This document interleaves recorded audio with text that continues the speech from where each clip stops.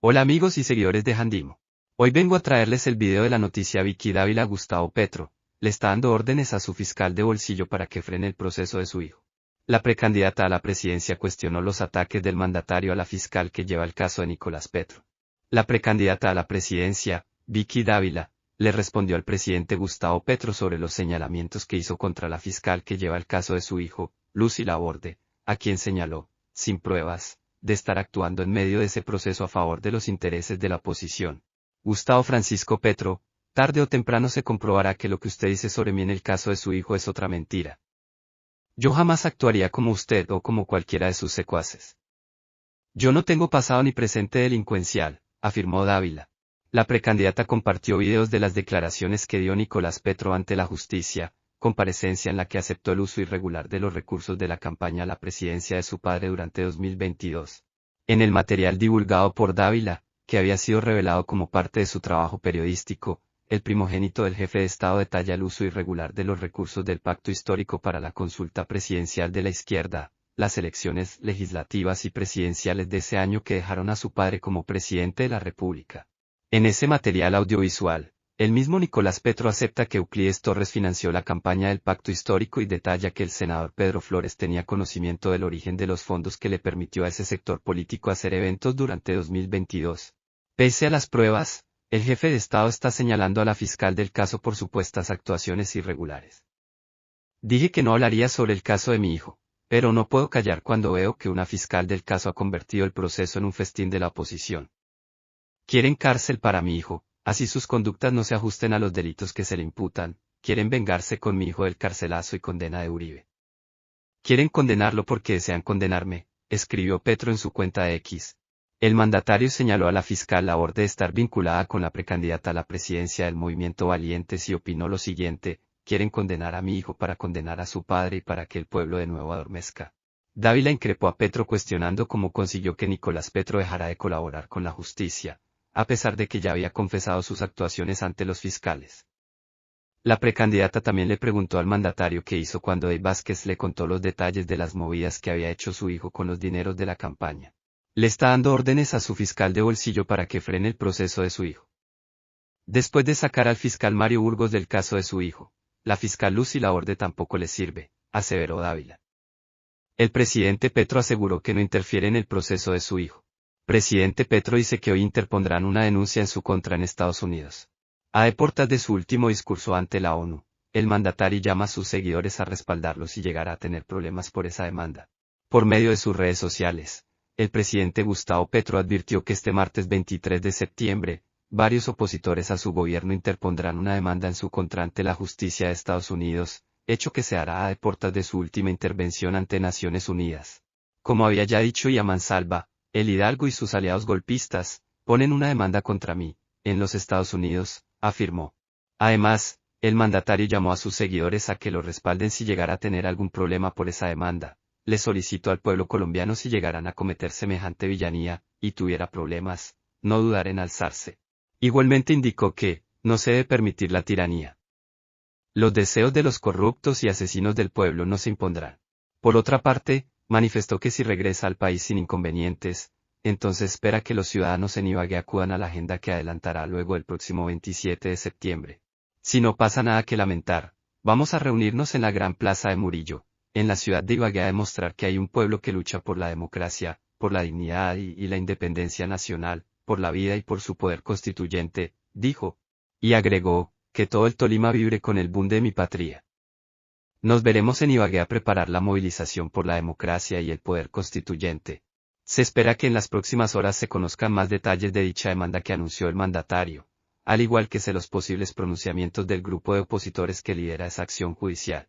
Es que a las entidades que manejan el medio ambiente y que deciden las políticas de medio ambiente en el país, tienen que llegar técnicos y no gente ideologizada. Si aquí técnicamente se puede hacer fracking, lo hacemos. Si aquí no se puede hacer, aquí no lo hacemos. Entonces lo primero es lograr que vuelvan los técnicos al gobierno, a todas las entidades, que vuelvan los técnicos a la ANLA, a la ANI, al Ministerio del Medio Ambiente, ¿sí? A la CREC, porque hoy estamos en manos de gente que no toma las decisiones de manera técnica. Si nosotros somos gobierno, nosotros sí vamos a explorar y a explotar más petróleo. Nosotros no vamos a dejar que el petróleo se pudra debajo de la tierra mientras los niños aquí se mueren de hambre, mientras los jóvenes no pueden estudiar, mientras el sistema de salud está jodido.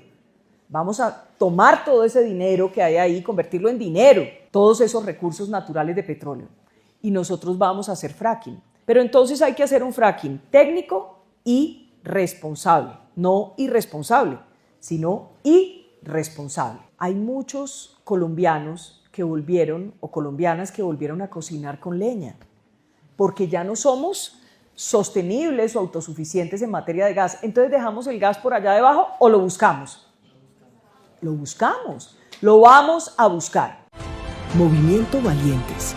Vamos a firmar. Valientes. Vicky Dávila. Petro denunció que Hidalgo y sus aliados golpistas lo demandarán en Estados Unidos y agitó bandera de guerra a muerte. El presidente convocó a sus seguidores a reunirse en Ibagué para mostrar respaldo a la democracia y organizar movilizaciones ante eventuales medidas en su contra. El presidente Gustavo Petro informó en la noche del 22 de septiembre a través de sus redes sociales que sectores de la oposición alistan una demanda contra él en Estados Unidos, días antes de su próxima intervención ante las Naciones Unidas. El mandatario calificó de golpistas a quienes estarían detrás de esa acción judicial e instó a sus seguidores a responder en caso de concretarse el proceso legal, reavivando referencias históricas como la bandera de la guerra a muerte. Hidalgo y sus aliados golpistas, el mensaje y el trasfondo con Álvaro Leiva.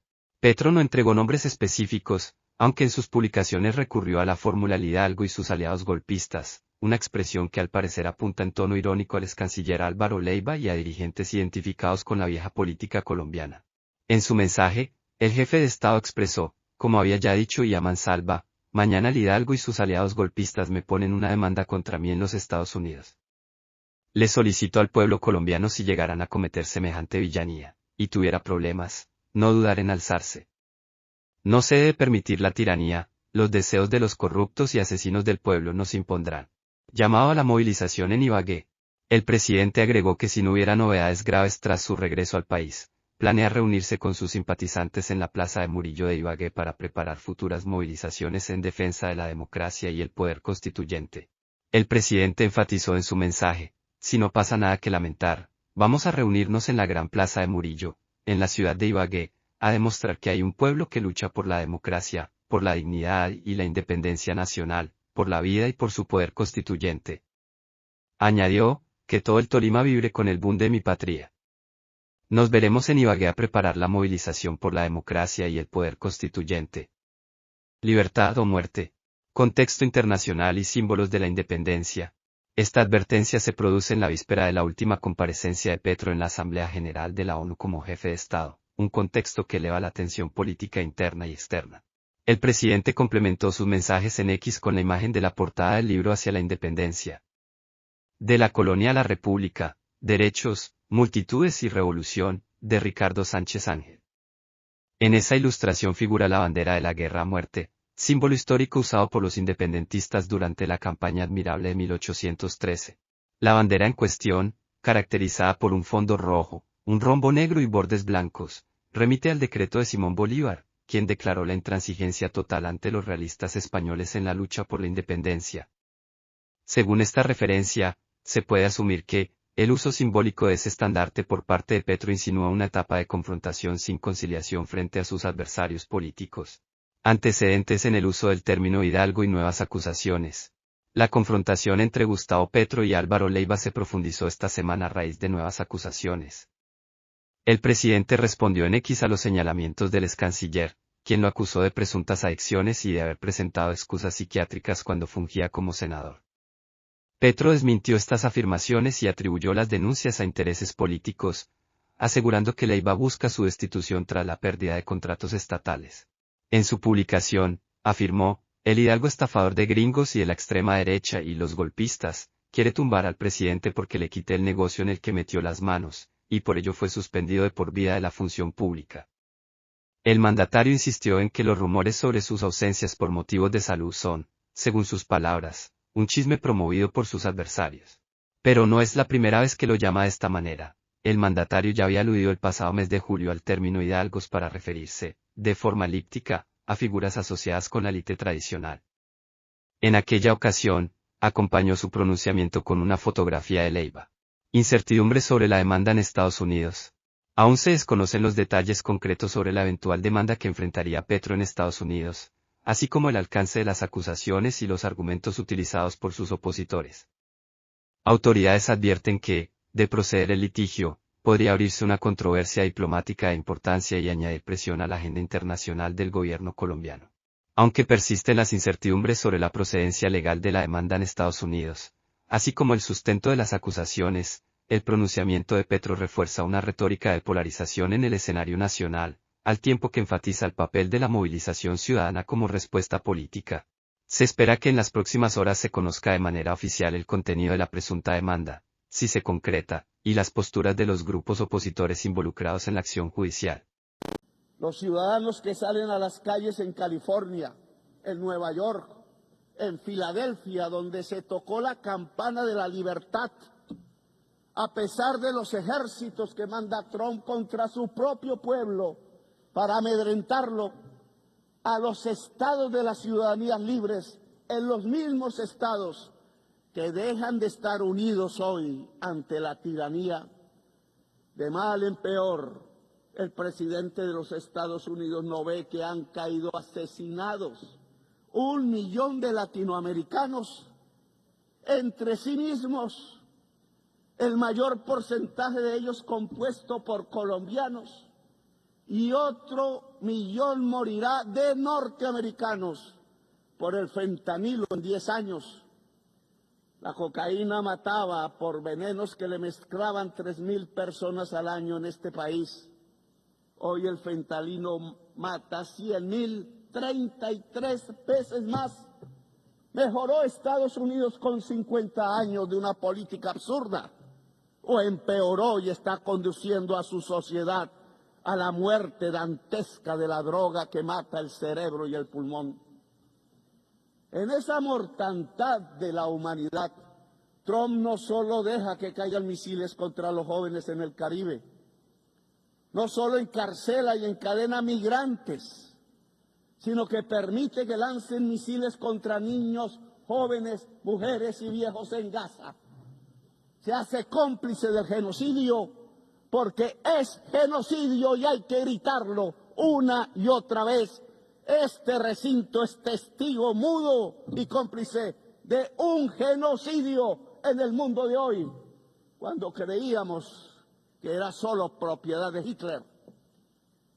Trump no habla de democracia, no habla de crisis climática, no habla de vida, solo amenaza y mata y deja matar a decenas de miles.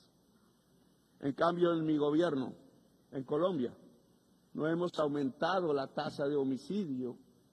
Tenemos la tasa de desempleo más baja del siglo en el país. Tenemos la tasa de pobreza más baja del siglo en nuestras estadísticas. E impulsamos nuestra agricultura 10% anual real y nuestra industria al 5% anual. Y llegaron turistas como nunca por millones a mirar nuestra enorme belleza, el país de la belleza y de la diversidad natural y humana. Petro cuestionó ataque de Estados Unidos contra lancha con cocaína en el Caribe. Es posible que tripulantes fueran colombianos. Desde República Dominicana, fuentes cercanas al caso aseguraron que la embarcación era procedente de Venezuela. El presidente Gustavo Petro sugirió que los tripulantes de una supuesta lancha narcotraficante atacada por Estados Unidos cerca a las costas de República Dominicana eran ciudadanos colombianos. El domingo, un vocero de la Dirección Nacional de Control de Drogas Dominicana informó sobre un golpe militar aéreo de las fuerzas estadounidenses desplegadas en el Caribe contra una lancha rápida de narcoterroristas a 80 millas náuticas de una de sus islas. El responsable no determinó cuántas personas viajaban en la lancha, que al parecer transportaba 1.000 kilos de cocaína. El presidente Donald Trump publicó el viernes un nuevo video que presuntamente mostraba un ataque estadounidense que, aseguró, mató a 3 personas en una embarcación que transportaba droga, pero no especificó si este ataque era uno de los que ya había mencionado en los últimos días o si se trataba de uno nuevo.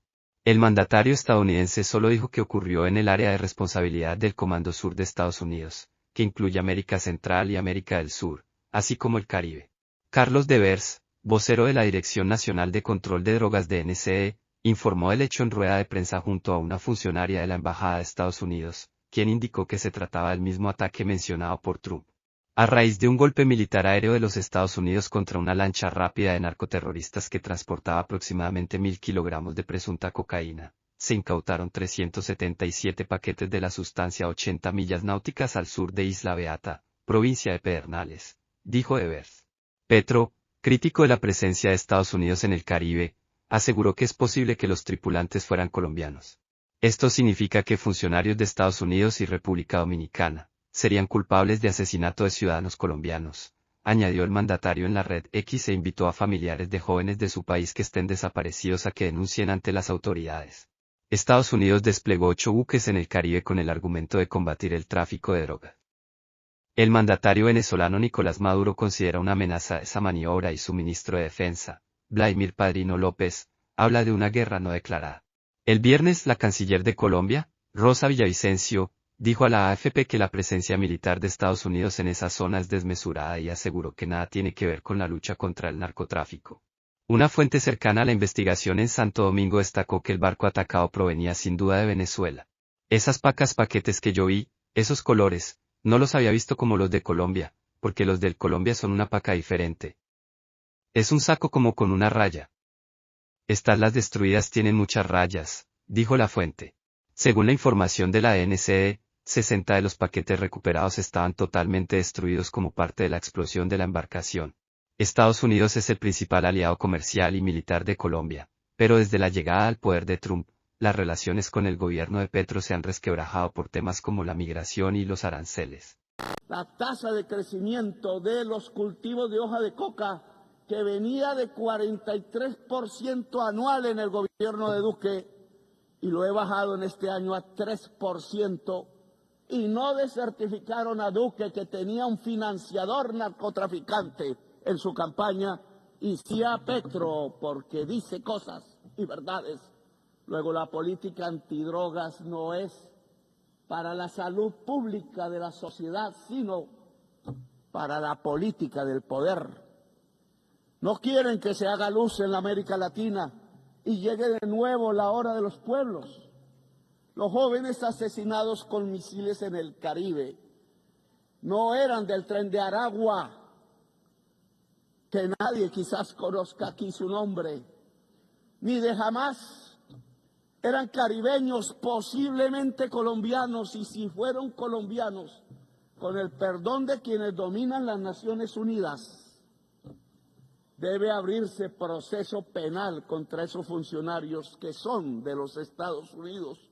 Así se incluye al funcionario mayor que dio la orden, el presidente Trump, que permitió los disparos de los misiles contra los jóvenes que simplemente querían escapar de la pobreza.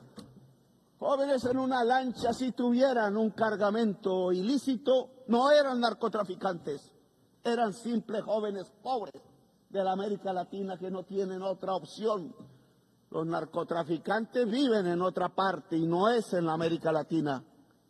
Trump lanza misiles sobre lanchas desarmadas de migrantes y los acusa de narcotraficantes y terroristas sin ellos tener una sola arma para defenderse, cuando los narcotraficantes viven en Nueva York, aquí mismo, a unas cuantas cuadras, y en Miami, y hacen acuerdos con la DEA, donde les permiten traficar en África, en Europa, Rusia o China, pero no en los Estados Unidos, país que detiene el crecimiento del consumo de cocaína sin rebajarlo, solo porque sus enfermos drogadictos pasaron, y son enfermos, pasaron a consumir la droga mortal de la contracultura de la humanidad en tiempos de la extinción por la crisis climática, el fentanilo.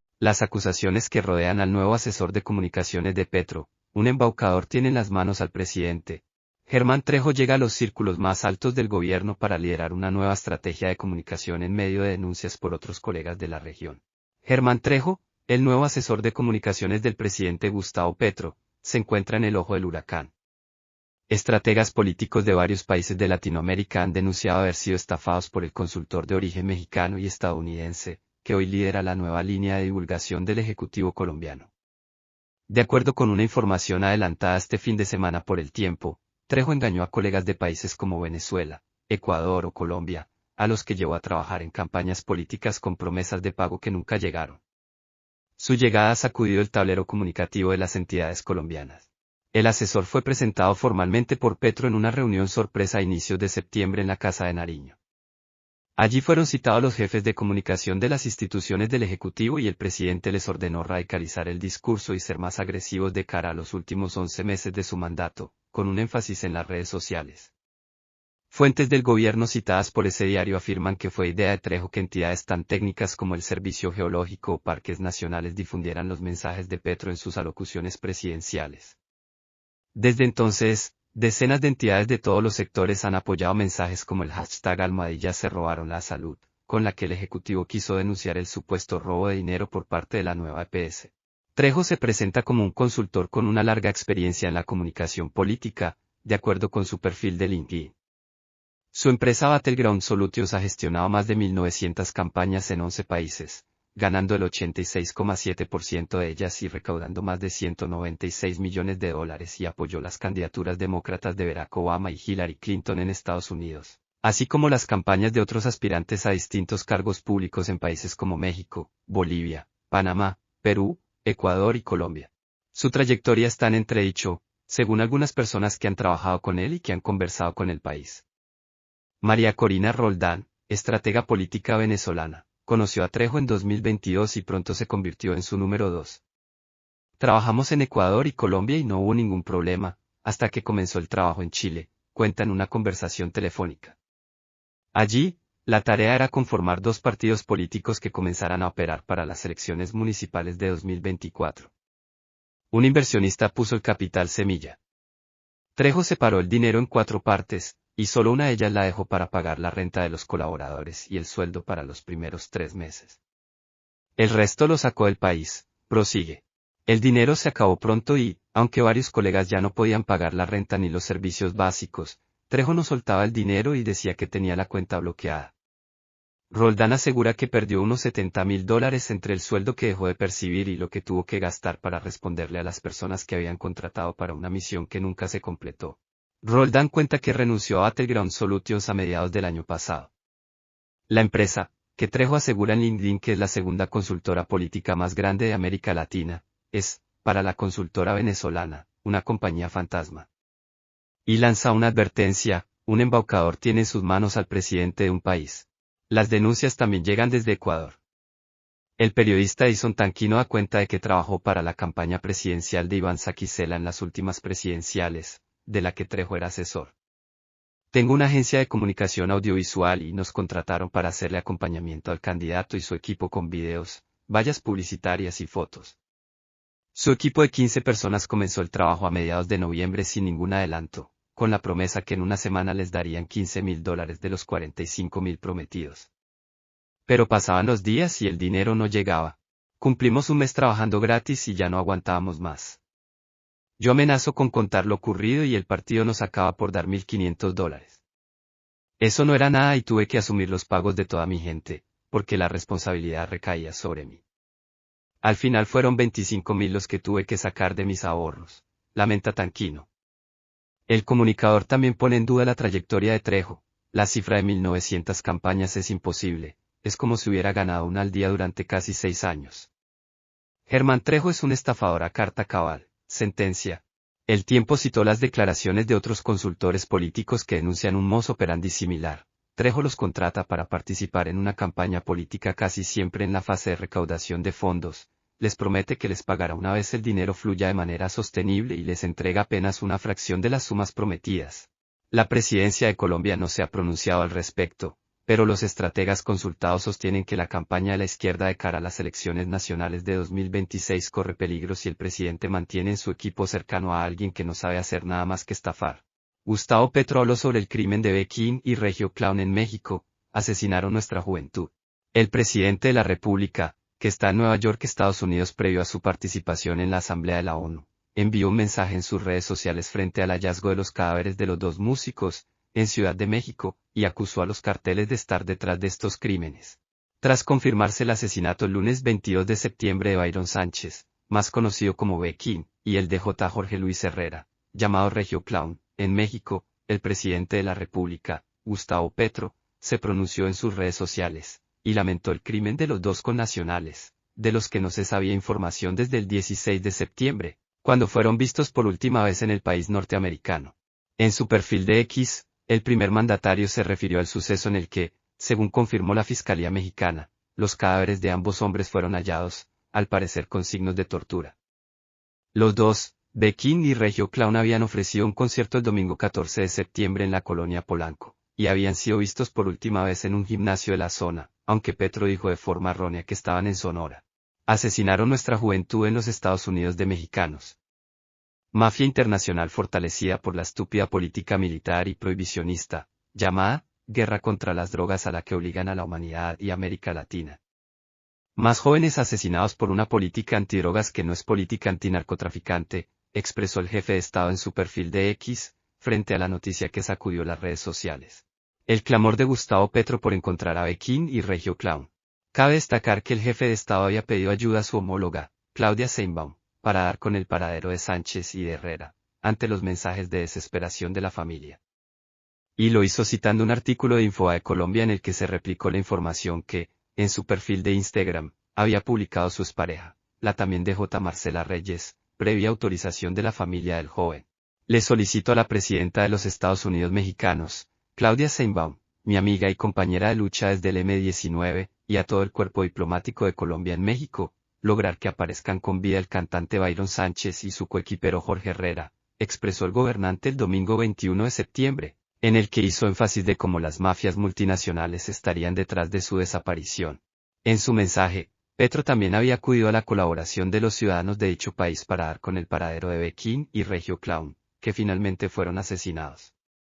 México todo, a encontrar con vida a los jóvenes hermosos de Colombia, para unir en la juventud y en las canciones a toda la América Latina, vanguardia de la humanidad, de la belleza y de los cambios, expresó Petro en su cuenta X. Es válido precisar que la Fiscalía del país manito entregó detalles del hallazgo de los cuerpos, que ya fueron reconocidos el lunes 22 de septiembre por familiares de Sánchez Salazar, que lo reconocieron durante una diligencia que se efectuó en la Subprocuraduría Regional de Tlalnepantla de la Fiscalía General de Justicia del Estado de México, en la localidad de San Pedro Barrientos.